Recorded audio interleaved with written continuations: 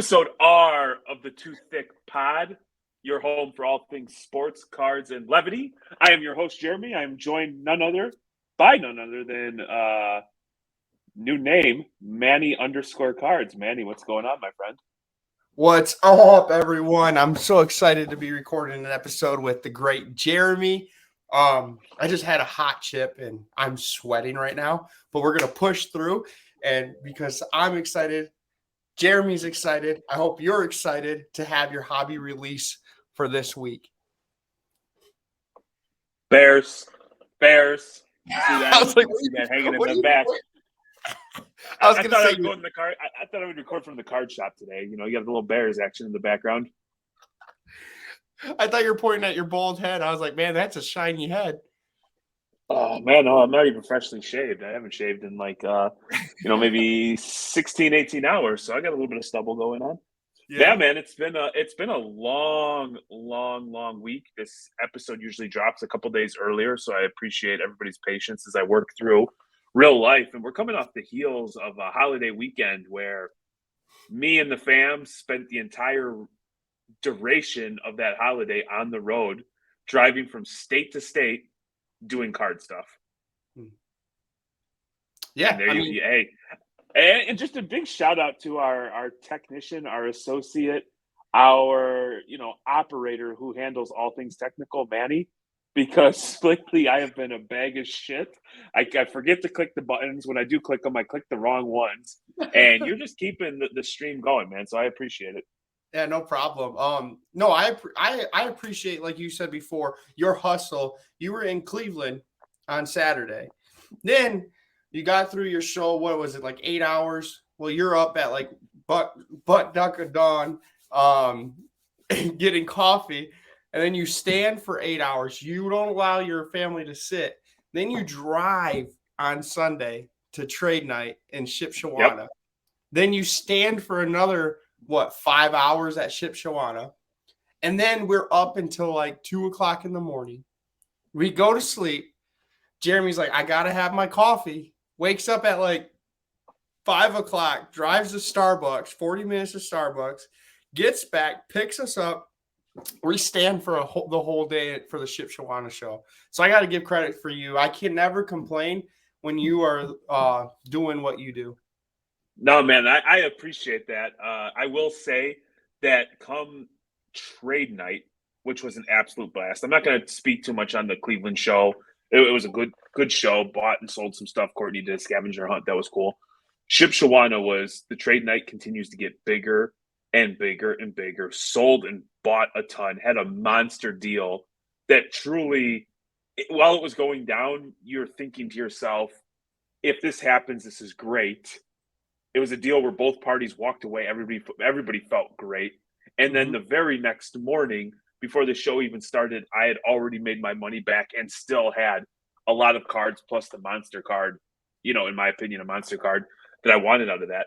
However, trade night, as we build our little community, Reckless Cards, Too Thicc fam, we're at the hotel. Shipshewana, Indiana is a dry county.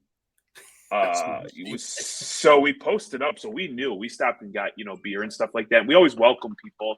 Hey, if you want to come to the hotel for a little post trade night action, we like to have a couple of beers, rip some wax, and I bought a bunch of stuff, so we were pricing it. So by that time, come Sunday night, I was feeling a little bit tired. I'm not gonna lie. Well, then some people came by and was like, "Hey, how are you?" And then some more people came by, "Hey, how are you?" Then some more freaking people came by, "Hey, how are you?" Next thing you know, we had our own little mini thing going on in the lobby of the hotel, which was cool. I'm not complaining. Well, now I'm going to complain because I'm trying to be sociable and I appreciate everybody. I want to talk to people, but I also know I've got like a stack of cards that I want to price. I've got a box of soccer I want to open up. And quite frankly, I was starting to get tired. So we were able to power through. It was awesome. And the whole piece about going to bed at 2 o'clock and sleeping does not work for me. As the kids slept in the suite on the other side of the room and me and Court were in our bed, I laid there, and even though I was exhausted, my mind was racing and I couldn't sleep. So I started looking at cards that I want to buy, look at cards that I want to sell. And next thing you know, the alarm went off and I was like, well, time to drive 40 minutes out of my way to get Starbucks, only to get there to find out their nitro machine was broken. So I went with shaken espresso, which was not very good, and coffee. And either way, powered through. Yeah. Through. Yeah, that after trade night, that when we were all in the hotel, it was funny. You were doing your cards, and what I was thinking was like, I'm starving, and I sat in a corner and ate ramen noodles. You guys were comping cards. I didn't want anyone to talk to me until I was done eating my ramen noodles. But trade night, let's talk about trade night, because yes, you had like a big bulk deal that you bought, and I'm looking at these cards, and I'm like, dang it, these are some good cards. But I'm like happy that you're getting the deals, because I heard him say on one of the cards it was it a gold Martinelli or something like that? You had a mosaic, and when I heard with the price what he want, I turned to Courtney, and it's like, Jeremy's getting a good deal with this bulk deal. And I was like pretty pumped about it, because I know you get really excited when you get good deals. And not just getting good deals, but the other person on the other end is really happy as well. That's what I've learned, like from you going to these card shows. It means a lot to get a good deal, but it also means a lot to gain a person that you could talk to if they ever come with cards. They know that guy knows you specifically to buy soccer now, so he's going to come back to you if he thought you gave him a good price. Yeah. So, and what happened was, as he was looking through his stuff, I'm asking questions, we're conversating, and I am truly being friendly. However, I'm paying attention to what he's saying, and he had just a hodgepodge. He had some baseball, some UFC, some soccer, some basketball, some football, and so I was like, "Hey, so what do you collect? What are you looking to do?" And he had like everything was raw except for like 3 or 4 slabs.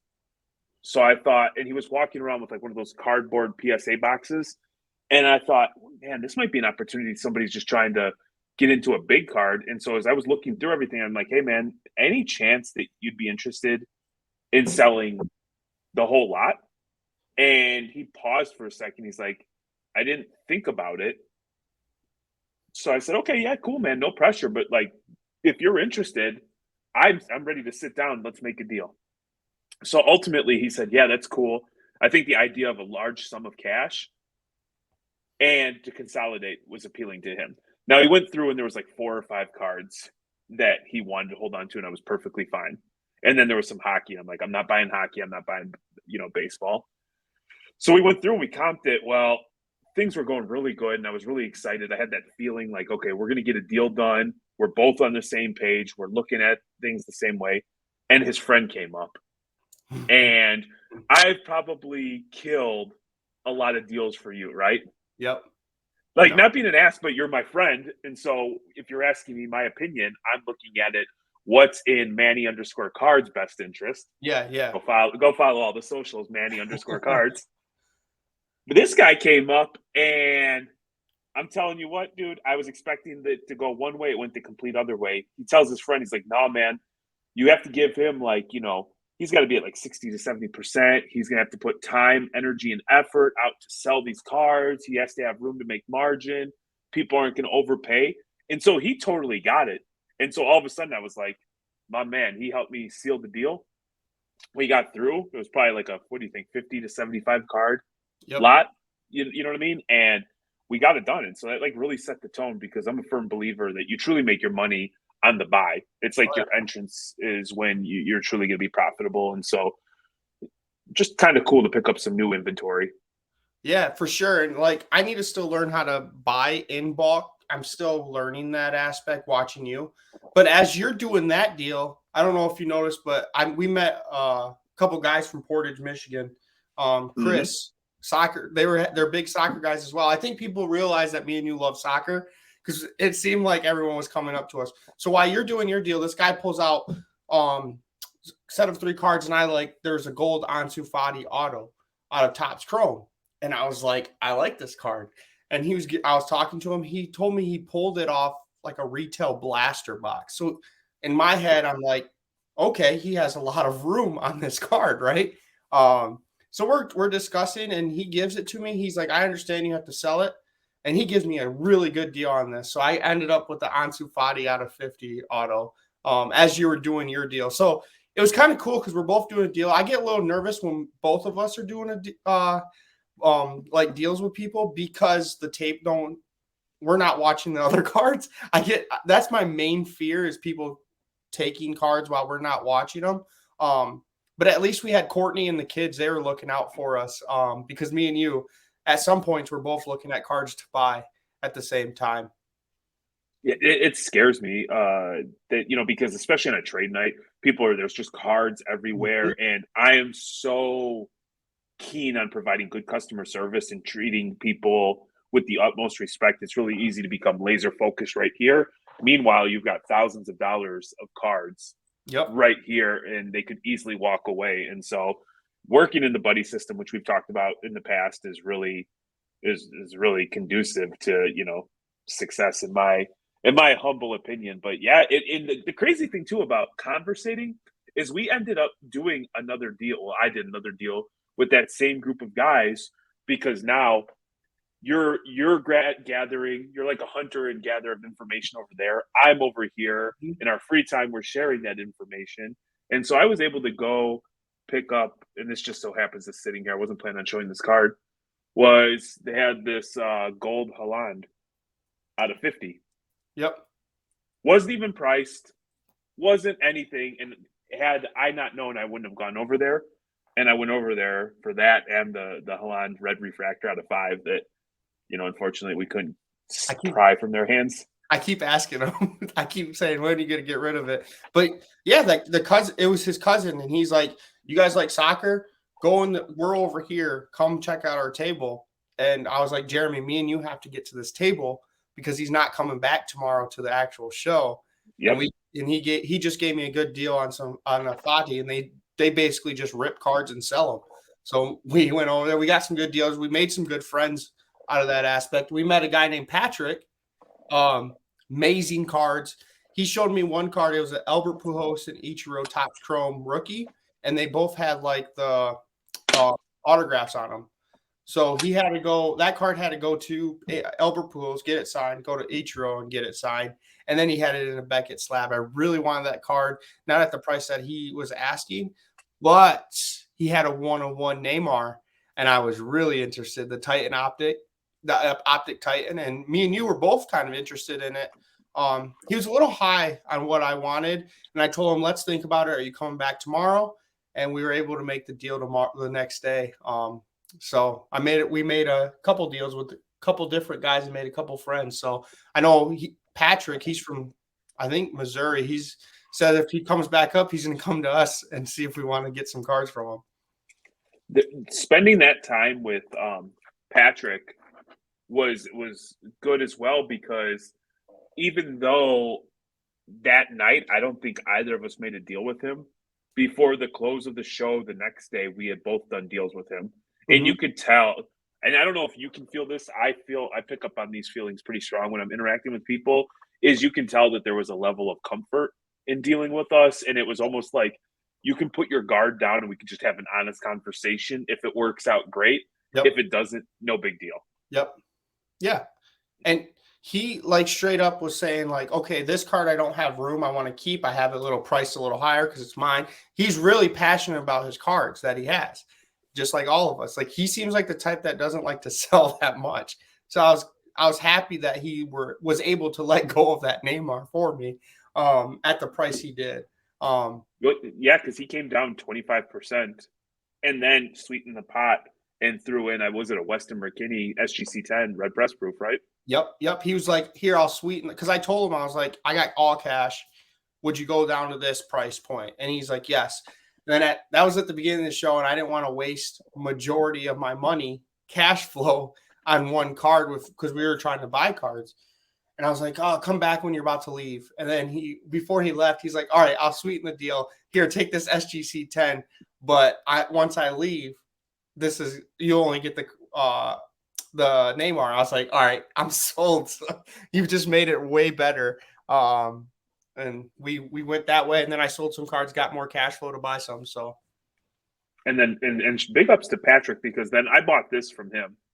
It's a Messi Topps Finest orange out of 25, and I was speaking with him, and I think he was trying to buy a bigger card. Yep. And he said, hey, I'll tell you what, I'm trying to get over here.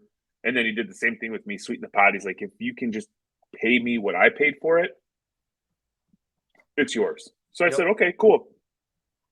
Later, I had somebody come through, and there were some guys. When word got out that there was soccer at our booth, Yep. that one showcase got a lot of Attention. attention. Yeah, because there wasn't a whole heck of a lot of soccer as a whole at the show. So to have the entire showcase just filled with like pretty cool soccer. But the guy came back and he's like, "Oh, you bought my Neymar." And I'm like, "Oh yeah, yeah." I'm like, "Hey, just out of curiosity." I'm like, "You don't have to tell me if you don't want to. It doesn't make any never mind to me." But what did you sell that for? And the guy told him, and sure as hell, Patrick was being 100% honest. That's what Yeah. he didn't say, "Hey, I bought it for," and I'm just using arbitrary numbers. I paid 1,000. In reality, he paid 500. Because there are people who do that. And so I just thought that, like, all right, so now we've got 2 days dealing with this guy. We created a relationship. It's very honest and transparent. And I know in the future that when there'll be another level of comfort working with him, and it'll be that much easier to get a deal done in the future. Yeah. And like I said, it was all in all, the Ship Shawana show was a great show. We had 4 tables, and it was good working. Like, I was always anxious because Jeremy trusts me to like basically make deals on his cards, and it's still at that mind frame, like nervousness when someone tries to offer me a card and it's not mine, and I'm like, yeah, it's sold, yeah. So I had to get over that, and I was like, I would always go, Jeremy's buying. I'm like, all right, he said a percentage and it's under it, but let me go ask Jeremy. And I sometimes waited, but sometimes I was like, I don't want to be rude to the customer that's waiting. So I'm like, Jeremy, quick, please, sorry, would you take this for this card? Jeremy, you would give a quick yep, because you wanted to get back into buying. So I did feel bad interrupting some of your deals that way. No, please don't. But I it want to would be sell your like card. I said, "Hey Manny, don't sell these cards for anything for like $1,000,000." Mhm. And then Manny's like, "Hey, they offered $999,000, $999.99. Will you take it?" And I was like, "Yeah, yeah, I'm good. We can take that." It's nerve wracking. I don't know. But yeah, we're excited. We're gonna be in Traverse City in a couple of weeks, right? September 24th at their Yes. show. Yep. We'll be set up there. We won't have 4 tables. Thanks, Mark's Cards, if you're watching for the 4 tables. That was amazing. Um, but it should be a fun show. It's a new scenery. I mean, Traverse City's like awesome to go to. But Can I I can I touch on something that yeah. I just want to? We hadn't spoke about this, but you mentioned it, and I want to give you some credit from when we met to where we're at now. When you saw that Ichiro Pujols card, Mhm. you really liked the card. You Mhm. got that you got that glow. Maybe you felt a twitch in your pants. I don't know what was going on, but you legitimately liked that card. And I thought it was a badass card. Obviously, I'm not buying anything with Pujols on it just because I'm a Cubs fan. Yeah. But what I was impressed was you took some time and you reached out to several people to get an idea and understanding of like where that card's at and where you can expect it to go. Mhm. And by not reacting to your emotions and how you're feeling and keeping a level head and reaching out, utilizing your resources, I thought it was really very mature of you and very responsible. And I don't mean responsible like it's your money, you spend it. If the Yeah. card makes you happy, it could be the greatest buy ever. But I just thought it was like a true step up in what you've been doing through your hobby Oh, yeah. tenure. Well, I needed to do something different. I kept losing money. So once a dealer, like once someone, when I'm trying to buy something, they say, I love this card and I didn't want to let it go at the price. I'm like, all right, it's too much for me. Move on. Even if it's like the best card in the world. So starting to realize that my thing I need to realize is still to buy bulk, like lower end, learning how to buy lower end bulk to for like shows, because I'm usually buying in that probably $200 to $1,000 range, and I'll buy like 2 cards off that, and then I'm done. I want to start buying more with less. Sure. Sure. I love finding the guys who do, like soccer to you and me is such low hanging fruit because we don't follow it like compared to like LAFC Gunner or some of those folks, but we have like a pretty good understanding of soccer. And so Yeah. I love when the guys walk up and they're just like, ah, give me $20. This shit doesn't mean anything to me. And you're like, oh yeah, Holland, he's decent. Yeah. Messi, Gavi, Pedri, like that stuff's cool. I Yeah. will say just from the vibe of the show, um, quarterbacks are still king when it comes to football cards, and then I would add that the like just say like the 30 to like $300 cards were the ones that moved the most. Yep. Those were, and so just worth noting, like you we see Ryan's cards all the time on Twitter, and the guy just like spends $150,000 on big ticket cards and is able to sell them with super ease. Yep. At this show, I didn't see a lot of like big cards moving, and I'm talking let's just say like $2,500 and above. I didn't see them moving. We had a Zion case that probably had a $500,000 walk up to our table, and it was just like, holy shit, Yeah. holy shit. LeBron rookie, black refractor, Kobe autos, Jordan autos, like dual autos, like it was sick. But yeah, the your point about the lower to mid tier cards graded, I just think that that's just still a real good, easy way if you're willing to put in the work to just churn your inventory and make margin and build up the bankroll. Yeah, of course, because when you get the higher cards, you risk being stuck with your funds in these cards and you can't sell them because they're harder to sell. You have to find the right person. With Sure. with the lower end, you could, like you said, turn your inventory. You make a couple bucks and you make a $20 here, $10 here, but you're always rotating, moving up. Sometimes you're waiting, like at an $800 card, you're waiting to sell it, what, 3 weeks to sell it for 1,000. You made $200. Woo! While on your hand, you made $200 on your 20 cent boxes. So that's kind of what I'm learning as I'm going. But quarterbacks, I I, do want, huh? Go ahead. just before we switch to quarterbacks, I actually was messaging somebody today, and they do a pretty good job as a side hustle. And I think, and I'm not, and because I haven't spoke to them and got confirmation, I think they want to make this the the full time gig. And they were asking me for like a piece of advice, and I would say like, I don't know what your goals are, but at the end of the day, if your goals are, to be profitable and to make money, social media can lead you astray. Like I could sell, we will, and I was telling you this before we got online. We just had like 35 cards come back from PSA. One of them was a Lou Alcindor rookie. That's pretty sexy, but everything else is like, let's just say 30 to $200. Mhm. Nothing sexy. I'm not going to make an Instagram post about it, but quietly behind the scenes, when you can 2x your money every couple weeks, and or even like 50% your money, that's a big deal, but it's not sexy. It's not what you see. It's not like NT or flawless RPAs that are low numbered. It's stuff that like the common collector can purchase. And so, just be careful with social media. That's all I'm saying. Well, with social media, I'm gonna throw my opinion, and I want you to see what you think about it. And I want someone to comment. Maybe I'm completely wrong, but the Justin Herbert 2 sales are kind of bugging me. Um, and the reason is, did you see Golden post that NFL Shield sold for 1.8 million? Yep.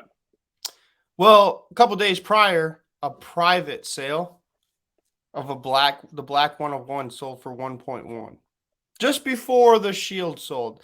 And I'm putting on my little tinfoil hat, and I'm like, is it the same seller for both these cards? And he wasn't getting what he wants, so he's like, private sale. Let me sell it to my friend Jeremy at 1.1.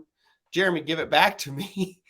Hey, here's the receipts. You give it right back. I'll pay 1.2 million to get it back. And guess what? My NFL Shield Justin Herbert just went up to 1.8. Isn't it crazy that we call it a hobby, right? It's supposed to be fun. escapism, all that good shit. And we both naturally like now anything that happens, we look at it like, with a sideways eye. Yeah, I'm Like, putting my conspiracy hat on. I don't know. Maybe tell me in the comments if you agree. Maybe I'm just like overthinking it, but it's just weird. It's really weird. Those two are like really. I mean, it is NFL season started today, so maybe that's the convenient of like, yeah. I mean, it makes sense why two of the biggest cards sold this week, but I don't know. Maybe maybe I'm seeing aliens and Bigfoot. dude, all I know is there was what was it that sold for like 1.6? Was it there was like a triple logo man or something? I don't remember the exact card, but it sold for like 1.6. It was like a three Hall of Famers compared to an NFL quarterback who has not won an MVP, has not won a Super Bowl. You know what I mean? And so man, people like to gamble, man. I don't know what else to say. Yeah. Well, that's a gamble with these second string quarterbacks. Week 1 just happened, and let's see, Tua missed a he looked You mean they won. second year, not second string, or are you saying they all suck and they should be second string? Pretty much. So second year quarterbacks. You had Tua miss wide open. Tyreek Hill, yes, they won. Mac Jones is hurt. You have Trey Lance losing his debut to your Bears, but Justin Fields. Bears. How did Justin Fields look? I know it was really wet, so I guess you could give him that. Right. Brutal field conditions, torrential downpours. Bears aren't expected to win a game this year. You have the loaded San Francisco 49ers coming into town with that vaunted defense, all the tools on offense. Bears are down 10-0, and Justin Fields leads to a 19-point comeback. I mean, it's a 10-point comeback, but 19 unanswered. Yeah. So, I mean, hey, here's what's crazy. This is the first time that I remember in a while the Bears winning a game because of their quarterback. They've won games in the past in spite of their quarterback. This was the first time they won because of their quarterback. His ability to scramble, do stuff on the run, bootleg, and just like impromptu was rather impressive. Now, realistically, 7-8 weeks down the road, when the Niners are healthy, they've got some chemistry, the game is not played on that surface. Is it a different outcome? Yeah, for sure. I mean, the Niners shot themselves in the feet today. I mean, it's like at one point they had like 83 yards and 83 and penalties, like 10 penalties, just like totally killing themselves. So I almost wonder if it's like maybe they were looking to week 2 because week 1 they just thought it was going to be an easy dub versus the Bears, and credit to the Bears. They showed up on Sunday, they did what they had to do, and they got the dub. Well, congratulations, because my team's shit in the bed right now. They're down 12-3, so we suck. Trevor Lawrence is another second-year quarterback. He lost to the Commanders. So you have all these second-year quarterbacks that people are paying all this high money for, and are they all going to be bust? Oh, the one that actually looked really good was Davis Mills against the Colts. Didn't do too like he wasn't like a Hall of Fame. I'm like you guys when I say good, but pretty much had his team into victory. Did they win? Or was it a tie? Overtime tie? They tied, 2020 to the Colts. So big ups to Houston Texans for the tie. I know AJ Cardwax isn't gonna like this, but kind of a disappointing day from the Colts. Like I know they came back and they were able to get the tie, but you wonder if this is one of those games when it comes down to week, 16, 17, that they regret not being able to beat because on paper the Colts are a Super Bowl, Super Bowl contender, and the Texans were not even a playoff contender. Yeah, I think they're projected to win like 3 or 4 games. So I don't know. It's just something about draws in the NFL are weird. Mm-hmm. Like I almost feel like I would rather lose the game. Yeah, which is weird. Yeah, it's weird. Because I hate losing, but I almost feel like I would rather lose the game than like a tie. Yeah, I mean, soccer tie. I feel like soccer is known for like the ties, not NFL, and it seems like there's a tie every year in the NFL. Well, I will say week one was kind of you know, Patrick Mahomes basically laid his meat on the table. Oh yeah, he did. He said, "You guys making fun of me about not having Tyreek Hill? I'm about to throw 5 TDs on your ass." Yeah, he just reminded everybody like, hey, I'm pretty good too, and Mm-hmm. like, cause his prices were just like dropping. Yep. And then I wonder how many people were watching that game today because I had it on while I was working on some card stuff in the background. I was like, that guy's a bad boy, man. That guy is a bad freaking boy. For sure, everyone jumped ship to Josh Allen, and what I mean, Josh Allen did do really well, but like I said, Patrick Mahomes said, "Hold my beer, Josh Allen. Let me show you how it's done." Yeah, it's been. I don't want to spend the whole episode talking about the NFL. Like everybody's going to play Monday morning quarterback, but it was good. I'm excited to have football back, but I'm also sad because I don't have enough hours in the week to begin with, and now I just lost a day to the NFL Mm-hmm. Yeah, because let's face it, that's what Sundays are. And then like you, and I'm sure you're the same way. You look forward to that bye week because that's like a Sunday you can do family stuff and not like be glued to the phone. Like, yeah. oh, what's going on? What's going on? But you're different. You're not into college football as me. So Saturdays is like so the whole weekend shot for me. Saturdays it's Michigan State. Sundays it's NFL. So it's horrible for me. I don't know how Kaylee stays with me. Well, if Northwestern was ever like, like they were losing to Duke with like 2 seconds, and so I turned it off. So I Well, just they assumed won. that Northwestern beat Duke. Yeah, and I think Northwestern beat Duke. No way! Yeah. No way! No way! I'm Let gonna me hate see. myself because I'm never the guy that turns off the game. Like I am Oh, always like they could be down 75-0. I'm like, nope. I need to continue watching. I need to continue oh watching because no, they they. lost. They lost. They lost. You're right. Dang it. I thought they won. Whew, I was about to be like have conflicted feelings. No, So, but they here's the lost. every year Duke sucks at football, and like I swear, like every year, even like the years when Northwestern has a chance to go to the Rose Bowl, and or they play the championship game, get their ass kicked by Ohio State. There's Yep. always like that one shitty loss to Duke, and I'm like, I don't know, like so, like even if I was into college football like you are, like week two, I'm done because go you don't go to a championship game in a season when you lost to fucking Duke Blue Devils in football. You guys are too busy doing calculus, so it's That's okay. all. That's all right. You know what? They can win on the football field. We're gonna win in life. Yeah. That's funny. No, let's talk about your uncut sheets that everyone's now selling their uncut sheets because of Mr. Adam doing the research like of all research on finding out about those uncut gems being trimmed. Now these Dude. PMGs are available. Yeah, dude. I mean, you, there are some fucking sleuths out there, man. You don't want to be caught slipping in this hobby because there is somebody that's gonna catch your ass. Yeah, I I just know. like the only ad or take I have for that is like how impressive it is that like something like that can happen. And I got to be honest, Adam could be totally full of shit. He could be, but the way he speaks and the way he presents it, I'm like, yeah, that's good for me. That's how it was when he was like zooming in. He's like, "There's white right here." I was like, "Yeah, I don't see it, Adam, but I agree with you."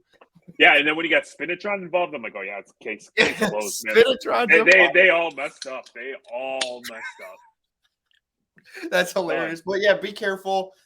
These uncut sheets, what I got, I just want to let you guys know they don't have a serial number in the back. Um, I don't know how it went through BGS, but just be careful. Like this PMG uncut sheets going for sale. It's going to be sold. Potentially could be trimmed. Just be wary when you're buying PMG cards for now. That's kind yeah, of what I wanted to bring up.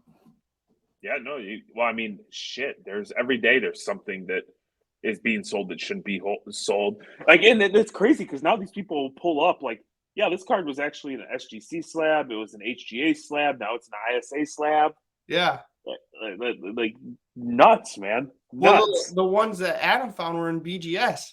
Hmm. So I mean, it's crazy. I give it up to Adam because like, how do you like put two and two together like that? That's crazy. He needs to be like an FBI detective. Or what are the odds that he would be looking for it? Or I like, know. I would love to. You know, what would be fun is like to see people's eBay saved searches. Yeah, so I could do better on mine because mine just says PS10 book or Yeah, PS10 this. PS10. Yeah, well, you're missing the A, so that might be why you're Oh struggling a little shit. bit. No But also, wonder. you and me aren't looking at precious metal gems. You know what I mean? No, not at all. We're not quite there yet.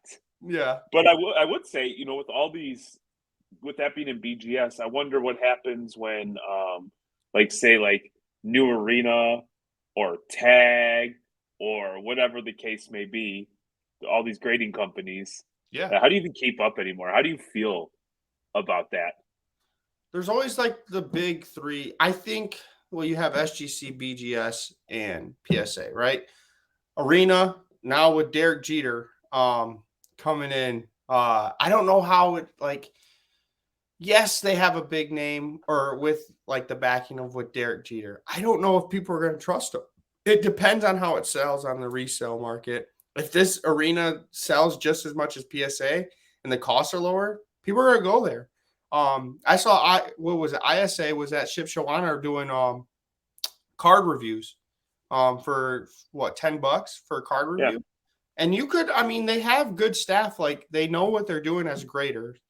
Um, the problem with me with all these grading companies, it's all human error. Like there's different human errors to each one. You could send a PSA card back to a PSA, it gets a different grade. You could send the SGC card to SGC, gets a different grade.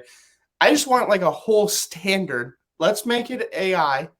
And let's just make it a whole. I'd rather have the accurate grade than someone telling me this looks like a 9 today, and then when I resubmit it, it's a 10. So if I'm being downright, just brutally honest, I'm always like, hey, we need more competition because ultimately we, the consumer, benefit. Mm-hmm. We did the whole HGA thing, and I was mindful of what it was, right? No, I was not arguing with people. I wasn't fighting with people. I wasn't saying, hey, this is better than PSA. But for a moment, a short period in time, we were able to utilize, like, I think the novelty of the slab, the custom artwork, all that stuff, how it looked, with like load them in end cards. We're able to get cards back, and while PSA was shut down, nobody knew what BGS was doing. SGC talked a grip of shit, bring us your cards. They said that, and then 2 weeks later, they were shut down because they couldn't handle it. It was a nice little like alternative. Like we were Yep. waiting in the queue. But then ultimately, they did the same thing the others. They couldn't keep up. Yep. And I think based on the way they interacted and some of this, like, I think they just had some poor marketing. Ultimately, I don't think they end up being a legitimate player in this space. Nope. So, with all that being said, I'm going to let other people be the guinea pigs for all these new companies. You know what I mean? Like, Yeah. I truly hope that some more are successful. Where on any given day you have your pick of the litter, you can send your cards there, and you can still get a very similar ROI. But Yep. ultimately, gun to my head right now, I just don't see it. Yeah. I don't either. I don't know. But me and you don't like will ever shit on a company like these guys do. No, Like, no, no. I'm not. I'm not. I'm yeah, not at no, all. To be we clear. we won't. But we're the type that we want to give everyone a chance. And like you said, BGS was king 10 years ago. Now it's PSA. There's always going to be the next thing. And I appreciate it. I mean, the hobby's adapting. I want like technology involved. Yes, people are going to get ticked, but I want like that technology grading my card. I Yep. get the true grade. I get a true grade. Yeah. I want them all to be successful. What I'm Yeah. saying, just in this instance, I'm not going to kill myself and waste my hard-earned dollars to Yep. find out whether or not something's going to be successful. I don't have that overwhelming feeling where like I have to be first. This could be something.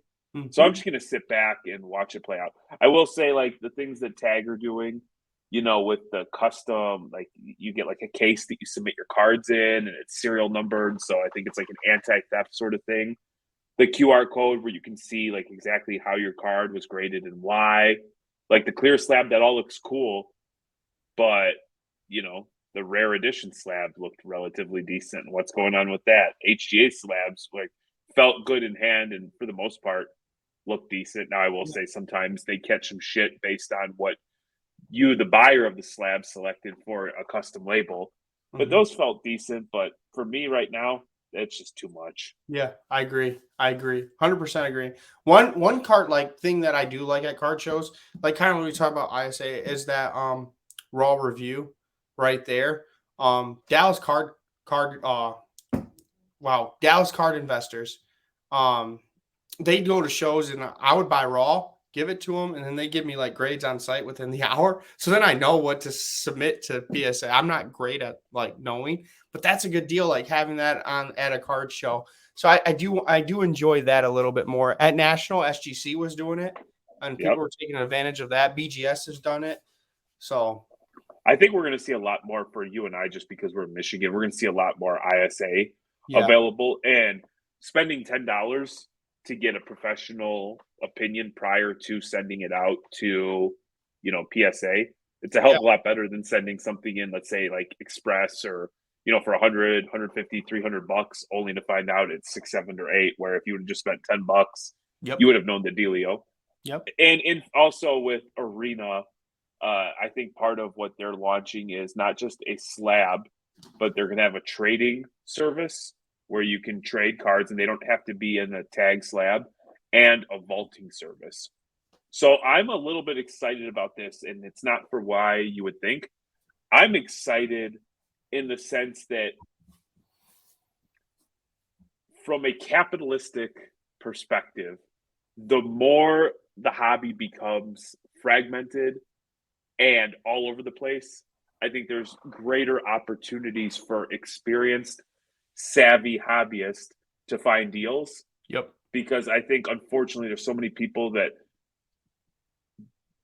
for lack of a better term, their heads spinning, trying to understand what the hell's going on, what's the right play. And I mean, we consume a lot of this. I probably consume 40, 50, 60 hours of hobby content on a weekly basis, and I'm Mhm. still a novice.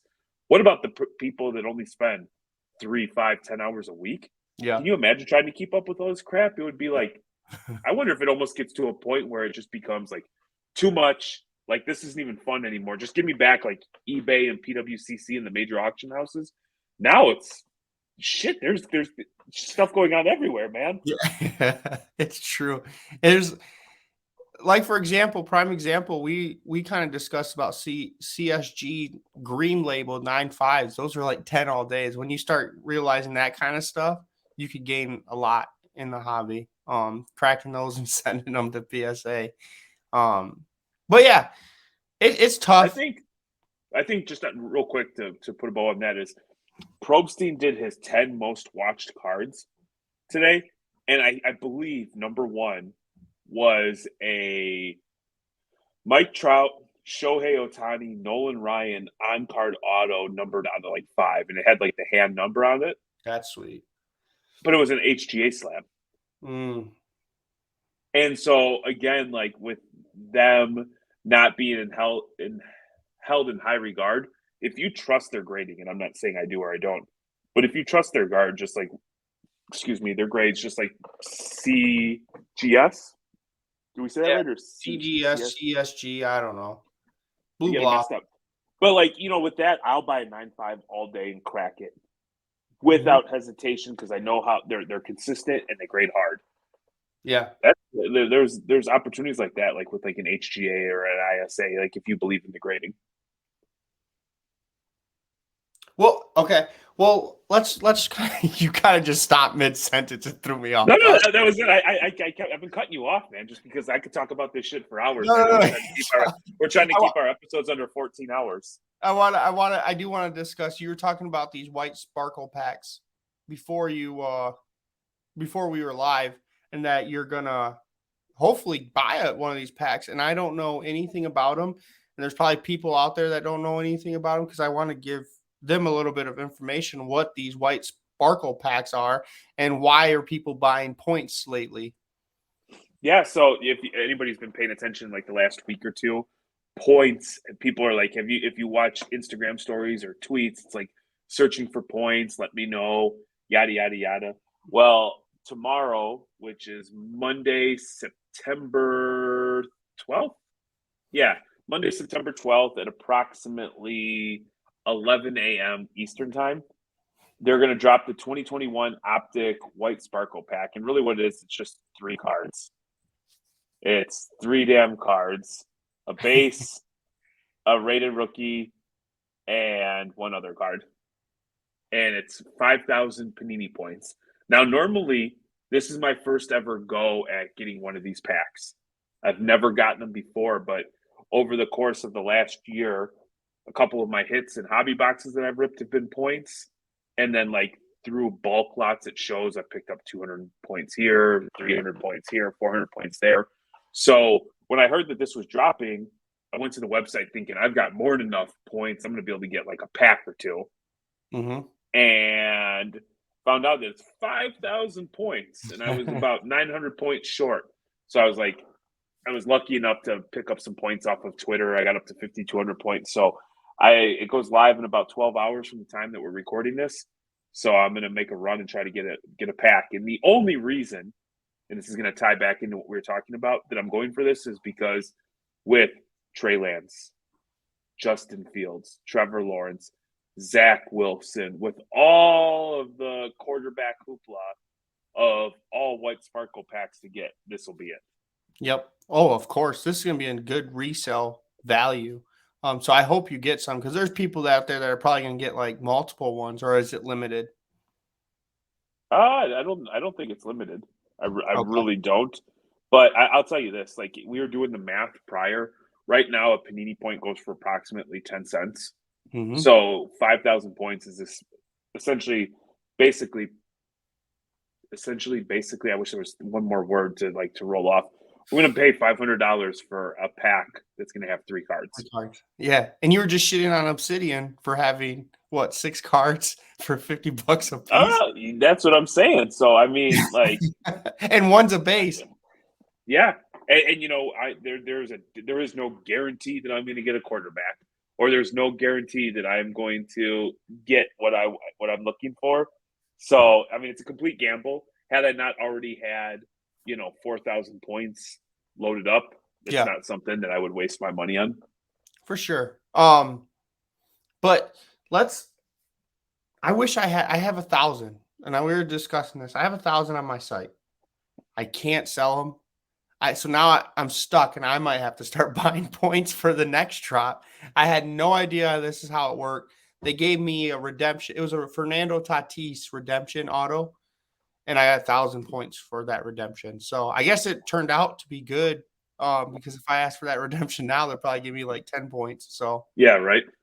Yeah, it's just something that, like, again, in the off season, you know how like everybody's buying football now. I'm full blown basketball and soccer. Yep. Obviously, soccer is not off season, but you get my gist. When people aren't looking for points, just slowly start stashing them away. If you find a great deal where you can pay maybe 5 cents a point, where you can get like, maybe 500 points for $25, just do that and slowly stash them away. So that way, next time it drops, you're good to go. Okay. That sounds good. Because what you can do is then I could get the pack and sell it. Yeah.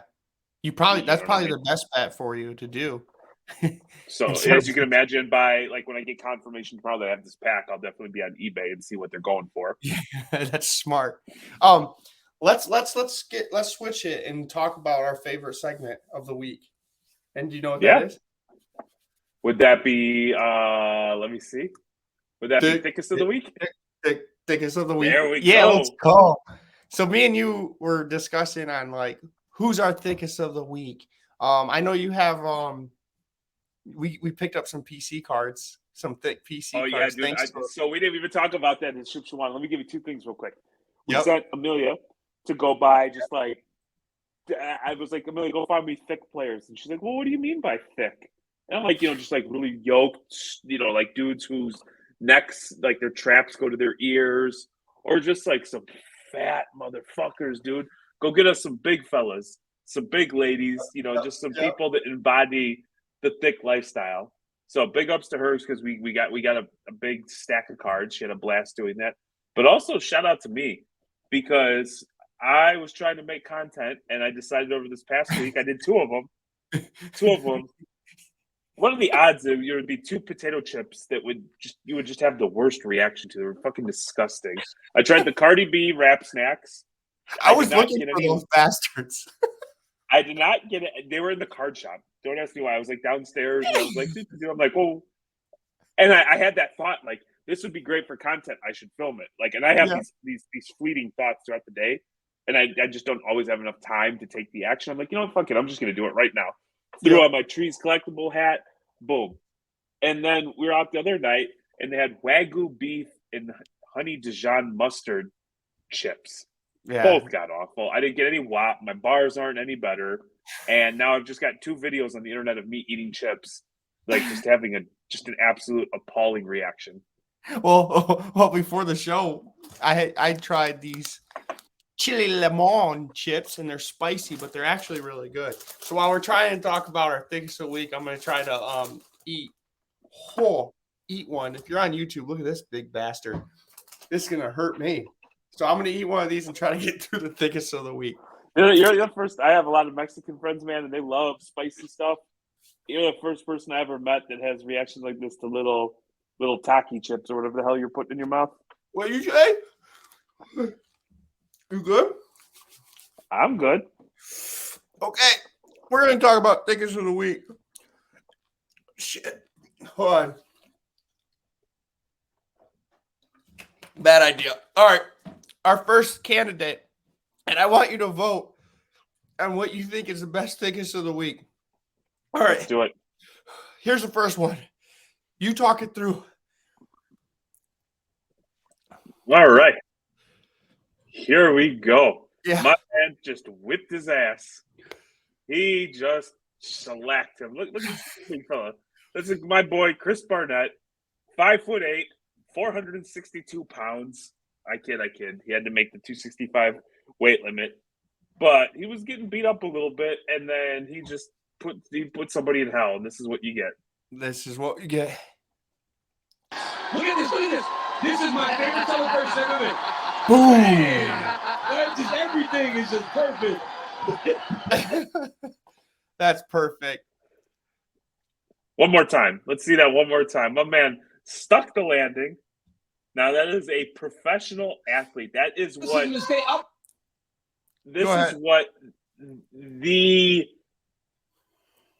finest of athletic specimen looks like. Mm-hmm. I present to you, Chris Barnett. Right, he had him going. Yes. Look at this. This is my favorite celebration ever been. Bam! Just everything is just perfect. That looks like me running into bed. That's how I jump into the pool. And so I'm like, hey, Daddy's gonna do a flip into the pool, and my daughter's always like, yeah, that's just a somersault. I'm like, no, it's a flip. It's a flip. Daddy's got hops. So that was A. We'll say Chris Barnett, right. And then we're gonna do a poll. Here's our next one, and this one came from Instagram. This thing's got 3 speeds. Here, there, and gone. It's got the power of infinity and beyond. You hear what I'm saying? It goes 0 to 60 in 2 point eventually. I like go back, play it again one more time. Right. I love the Here, I'm gonna turn the sound off so you can do a play-by-play. I don't need to listen to that fucking hillbilly. All right, there you go. Oh, look at the pickoff move. All right, look at 17 running back. He's showing the ball. He's showing it. All right, he makes the tag. Boom. And I like this. He confirms the out, and then hands go on the knees.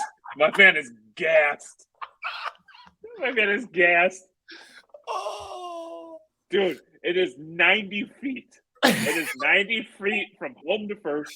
It is 90 feet from first to second. that again. My man, I'll tell you something about the big fella there. He will not be legging out a double if running. Look at there, he's at first base. Doesn't even run all the. Look at. Boom. Okay, didn't even go 90 feet, and right there, he's done. He is done. He looks like a defensive lineman who picks up a fumble like at the 1 yard line, and then runs it back 98 yards trying to score a touchdown, gets tackled, then goes on the sideline and gets oxygen for fucking 25 minutes and misses the next series. Yeah. Big fella. That's awesome. So yeah, we're gonna clip, or we'll basically do a little Twitter thing, content of a piece of both these, and we want people to pick what is your thickest of the week. We might be doing this every week. We found one, but I think it's better to find a couple and have the audience vote our thick boy of the week or girl. Yeah, thickest of the week, man. I like it's it. My favorite segment, I think. I like it. I think I'm gonna go with Mr. doing the flip in the octagon for my thickest of the week. That would be my early vote. Mine's gonna be the base runner, just because you can tell he used all his adrenaline for that 190 feet, and he was done. I see that. Let me ask you this: speaking of people who can't control their weight, Hazmanat Chimaev totally jacks up UFC 279. And I typically don't have hard takes, but for anybody that's not knowing, he was supposed to fight Nate Diaz. It was a match made in hell for Nate. It was a wrestler who is young and by all accounts is an absolute animal. Nate is leaving after his fight. He was a free agent, so the UFC is not trying to do him any favors, giving him the most difficult matchup. They come in. Nate's one of the first to weigh in. He makes weight. And then the rumblings start that Chimaev's not going to make weight, and it's not even close. And he ultimately takes the scale, misses weight by 7.5 pounds, proceeds to flip people off. And at that point, the card is in limbo. What do you say? It's not that bad. Not that bad. I find when fighters don't make weight to be one of the most disrespectful and unprofessional things. Oh, yeah. Because then you switch you put all unnecessary pressure on the fighter who did make weight, because the fighter who did make weight can choose to accept the fight at like a catch weight fight and take a small portion of the opponent's purse. But that's not fair. Mm-mm. That is not fair, and that is not right, because while you're depleting your body, while you're exerting yourself to make the weight, the other person's already relaxed, they're already rehydrating. It's not cool. So I will say it was cool that the UFC was able to fix the event.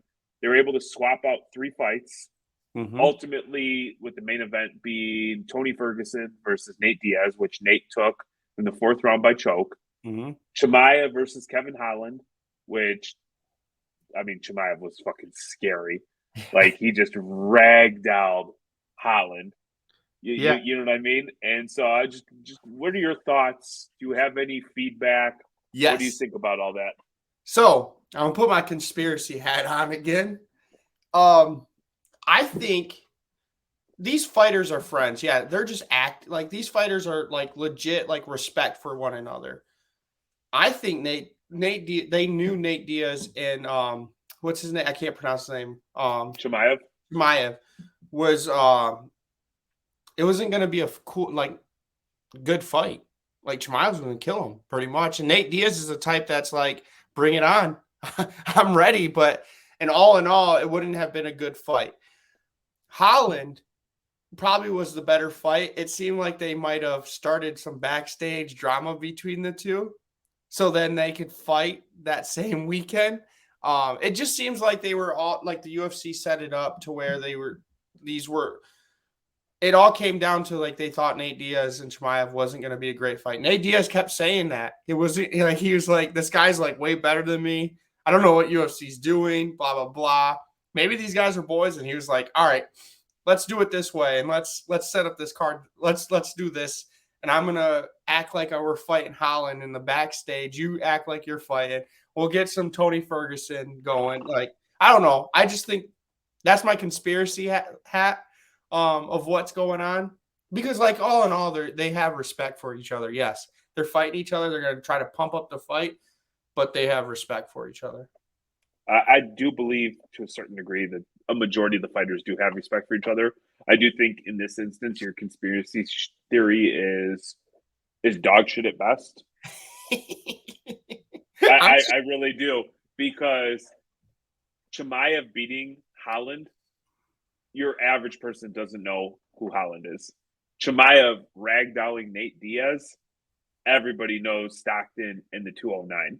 Yeah. I don't know. And so Chimaev has recently started hanging out with Darren Till a lot.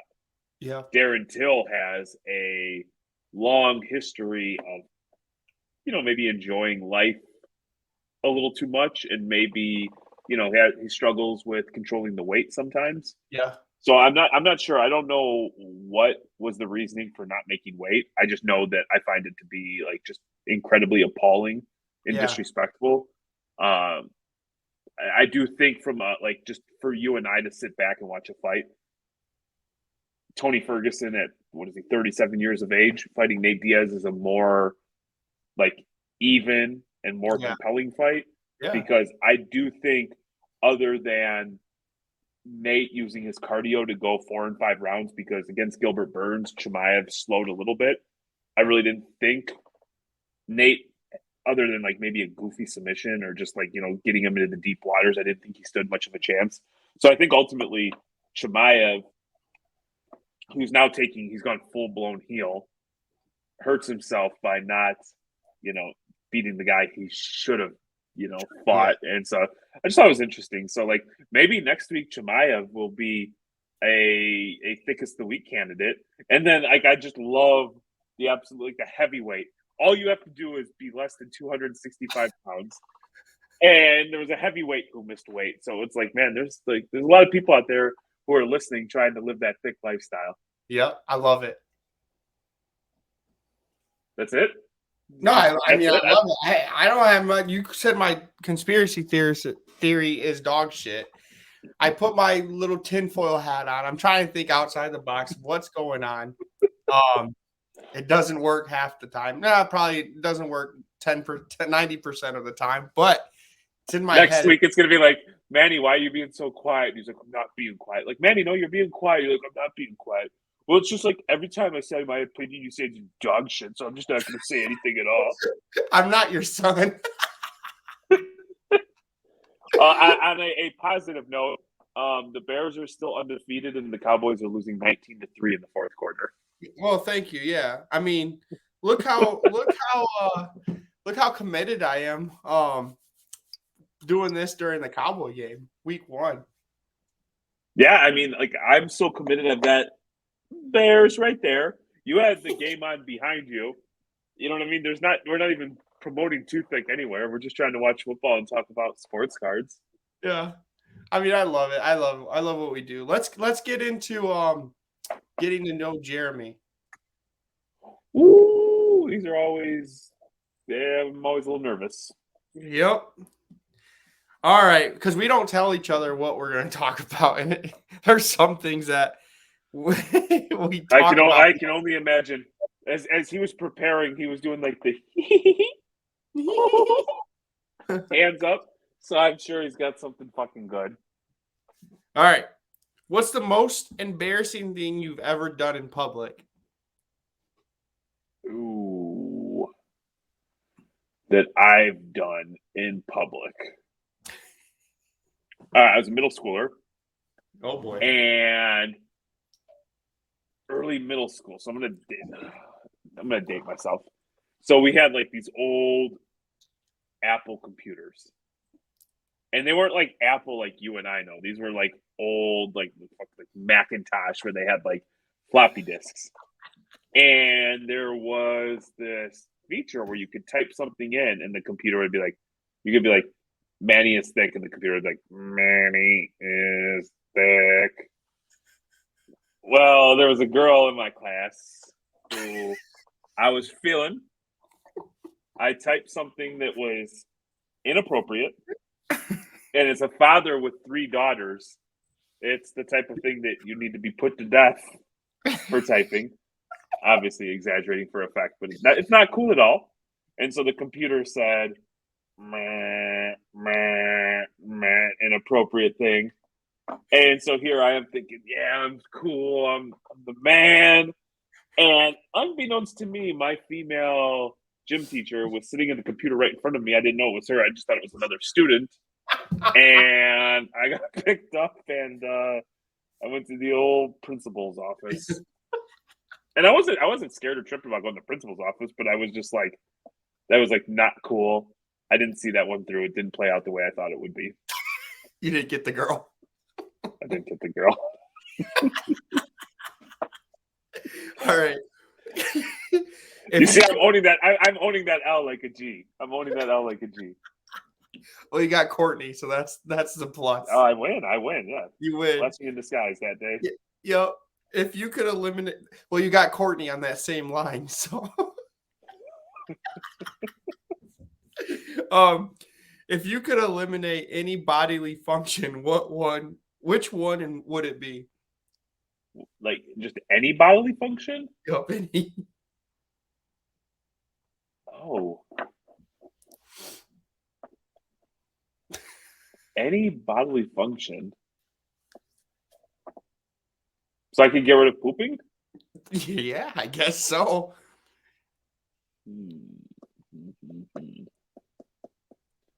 That's weird because pooping as a single person is a lot different as pooping as an adult. Yeah. You have kids. Sometimes going to the bathroom is like 5 minutes of like, calm. Yeah. But I also feel like I'd get a lot more time back and I wouldn't scroll reels. Just out of curiosity, what would yours be?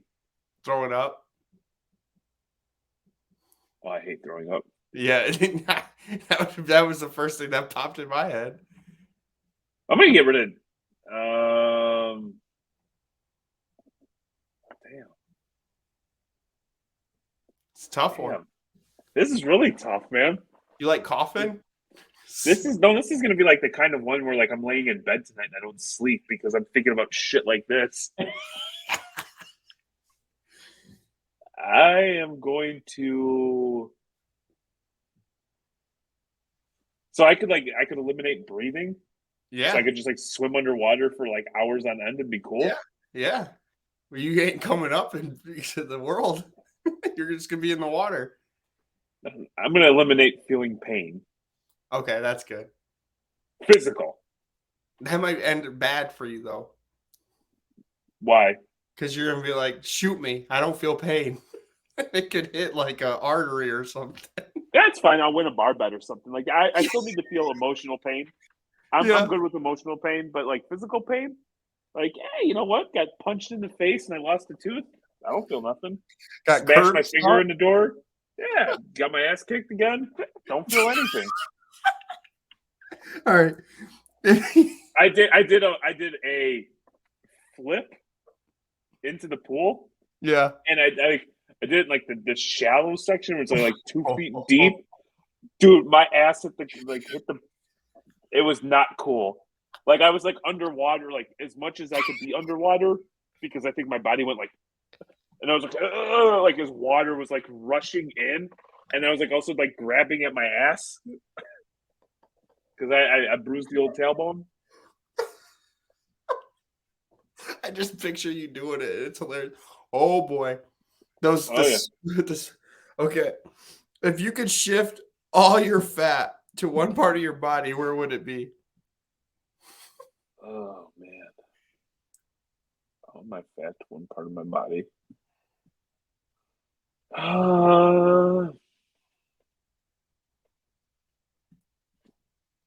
don't know. Stomach, I guess. So you want all your fat go to your stomach? I think so. What's the appropriate answer? I don't know. I would want my butt. Get my junk in my trunk up. Yeah, well, no, you said one spot. I'm going stomach. Stomach? Okay. I'll go stomach. If you could be invisible, whose conversation would you like to overhear? Ooh. Anybody? Anybody. Oh, the Illuminati. The Illuminati?